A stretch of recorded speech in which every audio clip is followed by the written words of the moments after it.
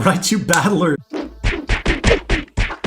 You know what it is, JayDevin back at it with another Go Battle League video. So I haven't really uploaded or done anything. I really haven't been active at all much. But, I figured with the return, trying to get back into the swing of things kind of full time here, what I'd want to do is bring something a little special since we have all this Go Battle lag lately. Bruh. So today's video is very simply going to be 5 Pokemon in the Ultra League that I guess I just really like because, they're less common. You don't see them as much. Some are anti-meta, some are off-meta, some are spice.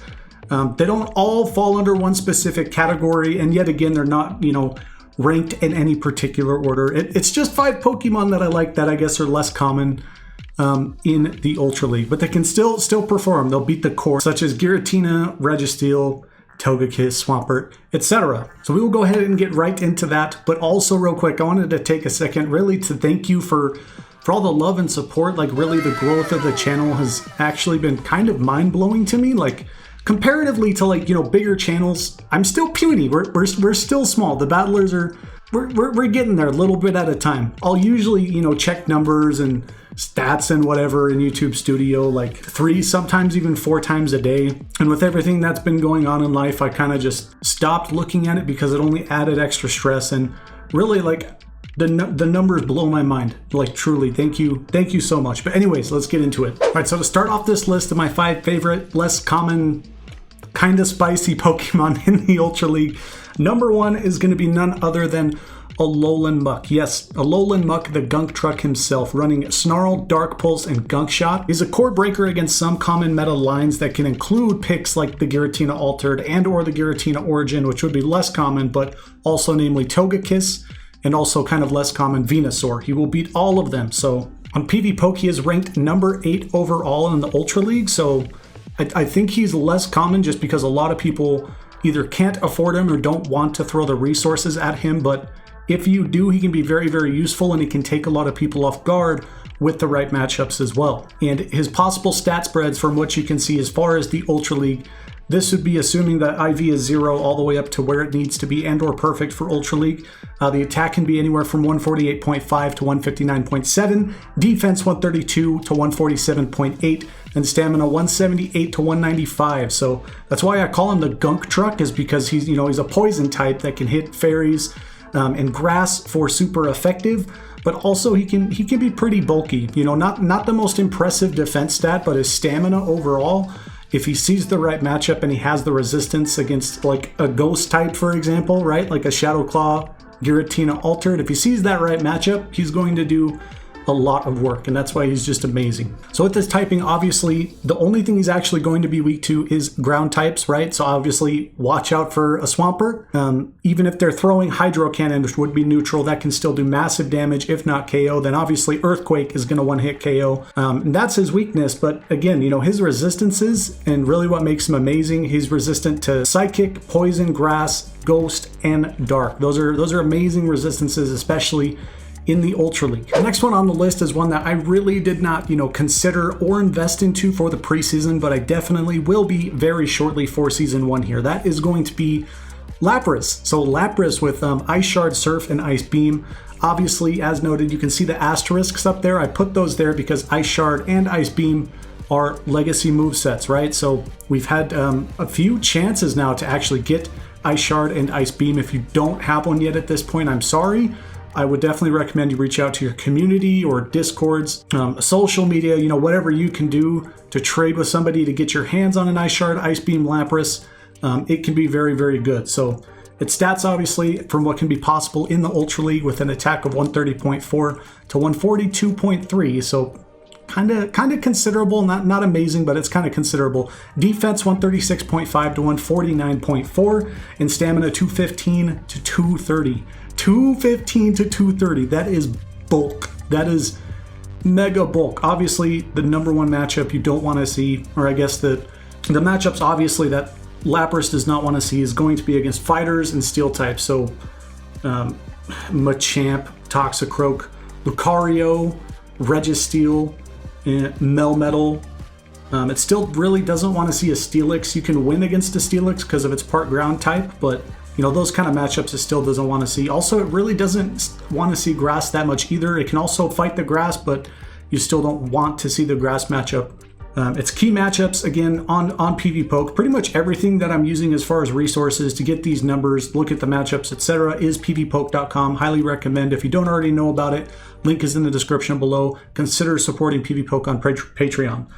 But it does beat the Giratina Altered, beats Togekiss, beats the Giratina Origin. It can actually beat Charizard, but it's also actually going to beat Alolan Muck, which is kind of crazy. And Lapras in the Ultra League is not necessarily a Pokemon that shines through its resistances like Alolan Muck can. It's mostly due to its offensive role and how powerful it can be as a lead, or, you know, just again, if it sees the right matchup. So obviously it's not going to care too much about water damage. It'll take, what, 0.625% damage from water. And then ice type damage to a Lapras, it laughs it off. I think it's like 0.39. I think it's like 39% damage. So, you know, if you can catch an ice beam or another ice type move with your Lapras by a swap in, then that can be super clutch. That could potentially be game changing. And obviously its weakness is pretty simple. It's going to be weak to rock, electric, fighting, and grass. The next up on the list here is a personal all-time favorite. I'm really hesitant to invest into mine just because I don't want to break it out of the Great League and push it into the Ultra, because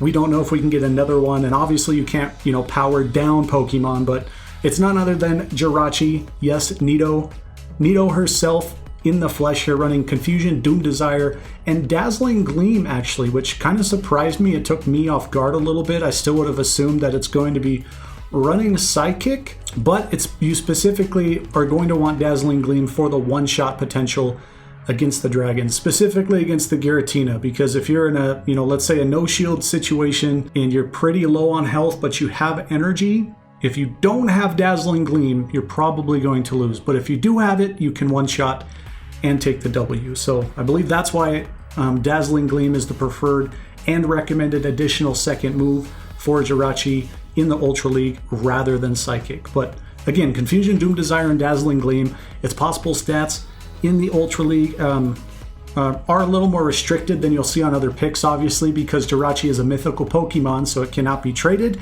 It has a certain floor on what its IVs possibly can and can't be, right? Because it can only be obtained through the research, and currently no other methods possible. So attack 152.7 to 156.9, defense 152.7 to 157.6, and then stamina 162 to 168. So, you know, like Mew and some of the other common mythicals, it's pretty well rounded in terms of its stat spread. So, you know, it's not one of those picks that's necessarily leaning towards attack or stamina or defense. It's kind of neutral on all levels. But the thing that I love about Jirachi, and again, you know, I say this about like every Pokemon, but what really makes Jirachi shine is its typing and the moveset that it has access to, right? So Confusion, if you see the right matchup, namely against a Poliwrath, for example, it can do massive damage with that. Doom Desire is going to basically hit everything super hard, aside from steals, right? And then Dazzling Gleam, like I said, can one-shot the dragons. And I forgot to mention this previously for the other picks too, but the rank 1 stat IV spread you're going to see on the bottom here for Jirachi, again, considering that it can only be obtained through the research and no other methods, is 10, 13, 15. That's going to be its highest potential in terms of total stat product for the Ultra League. And it does have obviously important key matchups. The most important and the most notable one is going to be against the Giratina Altered. It can be kind of a close matchup. It's a narrow victory, but it does beat the Giratina Altered. Can also beat Venusaur, Togekiss, Poliwrath, and Cresselia. And the next one on my list is going to be another ice water type. It is ranked 112 overall, I think, on PvPoke against the Ultra League meta. That is going to be Cloister. So the recommended moveset and what you definitely should be running is Ice Shard, Icy Wind, and Hydro Pump. There are arguments, and I would kind of advocate for running Avalanche instead of Hydro Pump, but that can be situational, and really that's, I guess, preference, and, you know, that can be your call. But Ice Shard, Hydro Pump, and Icy Wind, as far as the data on pvpoke.com, is what is going to be recommended as your moveset for a Cloister and Ultra League, and its possible stat spreads in the Ultra League. Again, this is assuming anything from 0 all the way to 15, and this is the stat product and or the result of the IV, right? Based on the level. Basically, Cloister, you're going to max out. If you have a perfect one, I wouldn't necessarily do it. It just depends. Cloister is one you're probably going to want to check its rank. I think the easiest way to do that, you can either Google it or just join the Go Stadium Discord, which is always linked in my description below. So attack anywhere from 147 to 158.9, defense anywhere from 202.3 to 214.12. Stamina 108 to 120, and then the rank 1 will be 11, 15, 15. So that's something I guess to remember or to jot down if you're considering Cloister. If you don't already have one, if you want the rank 1 or a good PvP IV Cloister for Ultra League, I believe it does have to be maxed out. If it's not maxed out all the way, it gets really, really close. So Cloister can be really expensive. And it was kind of the same thing for Lapras too. Lapras is also going to be really expensive. But how you basically use Cloister is kind of the same way potentially that I would use Lapras. You basically are going to use it as a lead, because obviously, you know, the lead Articuno strategy made popular by King. If you haven't seen the video, I'll put it right up there. But that strategy is shut down by a few different lead comps, whether that's going to be leading with Steel or by leading with one of these Ice Waters, which can do really well in that matchup, can do really well indeed. Something that'll still threaten you, obviously, is if they have that Ice Shard, Icy Wind Articuno double moved and it has Ancient Power, which would be super effective, so watch out for that. Yeah, it does win against Alolan Muck, actually wins against the Giratina Altered as well as Togekiss, and it beats the Giratina Origin, and surprisingly, it can beat Snorlax too. It can beat Snorlax, and I think partially what goes into play with that is the defense stat, right? Because Cloister is a very defensive Pokemon, so you can have a lot of interesting matchups that Lapras will not have. As far as weaknesses and resistances, same thing for Lapras. So it's weak to Grass, Electric, Fighting, and Rock, and it will resist Ice a lot, and it will also resist Water. Right, and last but not least on the list here is going to be another personal favorite. I've loved using this Pokemon a lot in the Great League, and I very much look forward to using it in Ultra League. Currently, the one I have in Great League is going to be the same one I'll use in Ultra League because it's perfect. You really don't want it as perfect in the Great League. That's a terrible idea. I've had some IV-dependent matchups that I've lost simply because I had a bad IV spread. I think I still lose too. Because I need, what, 2 Leaf Blades?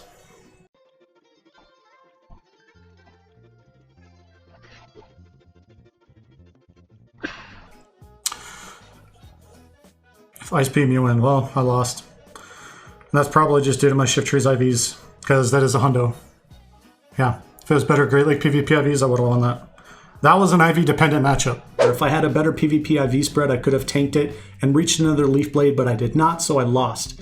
But nonetheless, he will perform as well in the Ultra League. That Pokemon is going to be Shift Tree here. So Snarl, Foul Play, and Leaf Blade. You don't want to run Hurricane. Definitely, please do not run Feint Attack. Go Snarl, Leaf Blade, and Foul Play.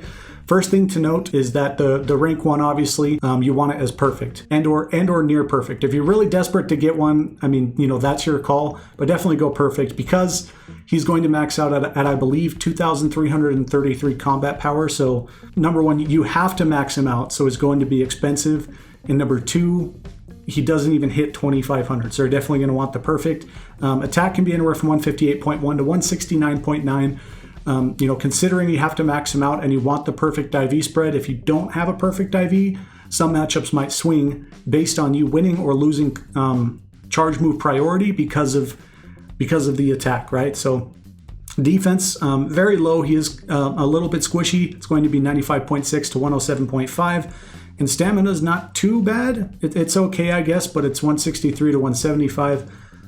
Mainly, he's still going to be on the squishy side, especially if he's taking super effective damage because he has low defense. Pretty low defense. He has very low defense. Amongst all these Pokemon on the list, I like all these Pokemon a lot in the Ultra League. They can be kind of hard to predict. And again, you know, if they see the right matchup, they can do insane amounts of work against common meta lines. One I've already invested into at this point is the Alolan Muck. Next on my list, I guess it's really a toss-up for me whether I'm going to throw my Stardust at Shift Tree or throw my Stardust at Lapras. Realistically, I'm more so considering throwing my Stardust at Lapras rather than Shift Tree, because with Shift Tree, with the way you want to use him, it can be a little more difficult in Ultra League. I just feel like I'd rather have the Lapras lead comped with the Alolan Muck. Since I've already invested into the Alolan Muck, I'd rather have that synergy between those two Pokemon in the Ultra League rather than, you know, investing into a Shift Tree and not being able to comp with something like a Registeel, which I have one in the Ultra League. It's just not where it needs to be as far as its combat power. Well, it just is not double moved yet. I don't have the dust. The main problem is the candies. Obviously, I do not have the candies. So even if I wanted to, you know, just power up my one that I have currently double moved in Great League, I simply don't have the candies to get it up where it needs to be. So that's why I'm kind of leaning toward Lapras.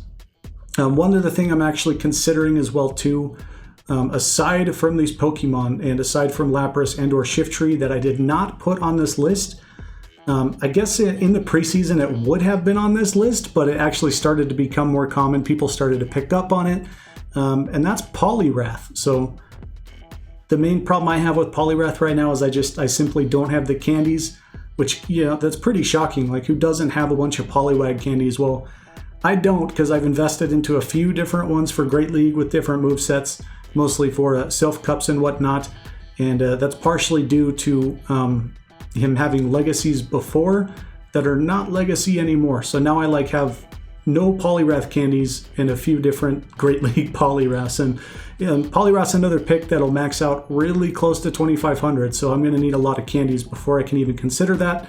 I guess really if I did have the candies, I would have done it already, because Poliwrath can be really good, really good. He's also a matchup that Lapras doesn't want to see, that the Alolan Muck doesn't want to see, right? He can beat both of them. And there's really tons of picks, more than just these that I featured on this video, that I love and I'd really love to invest into, but I just don't have the resources right now. I guess that'd be a good spot to, kind of a good note, I guess, to end the video on. What other picks aside from this list do you have that you'd like to invest into, and why? And I guess we might be able to make that a video in the future to look into its matchups and whatnot, and to see, if we invested into it, would it really be worth it? That's really a lot of, the homework and the research that I do myself off screen, when I'm not battling or streaming or making videos. Most of the time I'm on pvpoke.com looking at matchups, running simulations and whatnot. So yeah, if you would like to see some Pokemon featured or whatnot for the Ultra League, let me know. I'll definitely do what I can. If I happen to have one already for Ultra League, we can do some battle videos and feature it that way. And you'll have seen over here while the video's been going on, these were the first Ultra League matches that I had for Season 1.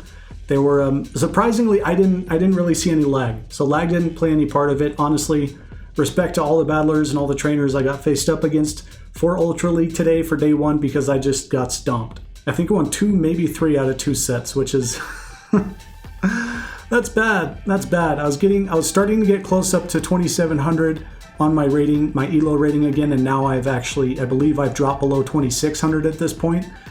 So yeah, I need to pick it up, and that's why I wanted to make this kind of a video too, because these kind of, less common and or less predictable picks are really what can make people shine and bring people success in the Ultra League, because a lot of the people that I lost to, I just did not have answers for their matchups. I ran into a Lapras, I ran into a Poliwrath, I ran into another Alolan Muck user, I ran into a Cresselia.